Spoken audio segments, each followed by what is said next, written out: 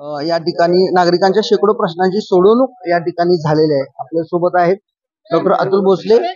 बाबा काय सांगाल, आज जनता दरबाराचं आयोजन केलं होतं, शेकडो प्रश्नांची या ठिकाणी सोडवणूक झालेली आहे। आज मला अत्यंत आनंद झाला की कराड दक्षिण विधानसभा मतदारसंघाचा जनता दरबार आम्ही इथं आयोजित केला। त्या जनता दरबारामध्ये शासनाच्या सगळ्या विभागाचे अधिकारी हे देखील उपस्थित होते।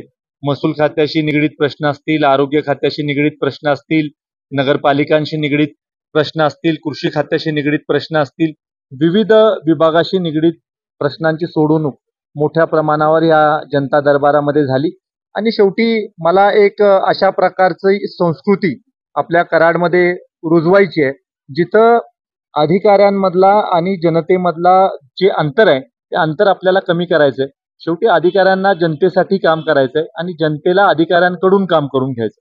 त्यामुळे हे अंतर कमी करायचं, एक फ्रेंडली एन्व्हायरमेंटमध्ये किंवा मैत्रीपूर्ण संबंधामध्ये काम झालं पाहिजे आणि जास्तीत जास्त काम झालं पाहिजे। एफिशियन्सी कामाची आपल्याला इथं वाढवायची आहे आणि त्याच्यासाठी आमदारापर्यंत थेट कुठल्याही सामान्य माणसाला येता यावं, कुठल्याही अधिकाऱ्यापर्यंत येता यावं।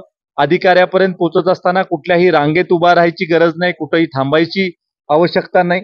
त्यांची कन्व्हिनियन्स प्रमाणे त्यांच्या काम झालं पाहिजे नागरिकांचं। नागरिकांना एक विश्वास निर्माण झाला पाहिजे की कुठलंही काम जे नियमात आहे आणि शेवटी नियम कायद्याला धरून जे आहे ते काम आपल्याला इथं करून घेता येतं। आणि एक चांगला रिस्पॉन्स आम्हाला आज मिळाला आणि भविष्यात आम्ही कॅलेंडर करणार आहोत की महिन्यात किती वेळा जनता दरबार घ्यायचा। सगळे अधिकारी देखील आपल्याला उपस्थित ठेवावे लागतात त्या दृष्टीनं।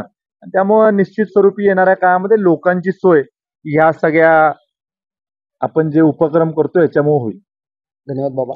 यापुढे नागरिकांचे प्रश्न सोडवण्यासाठी कॅलेंडर बनवणार असून आणि त्याद्वारेच नागरिकांचे प्रश्न सोडवले जातील अशी प्रतिक्रिया या ठिकाणी आमदार अतुल भोसले यांनी दिली। दिनकर जोरात, टीव्ही 9 मराठी, कराड।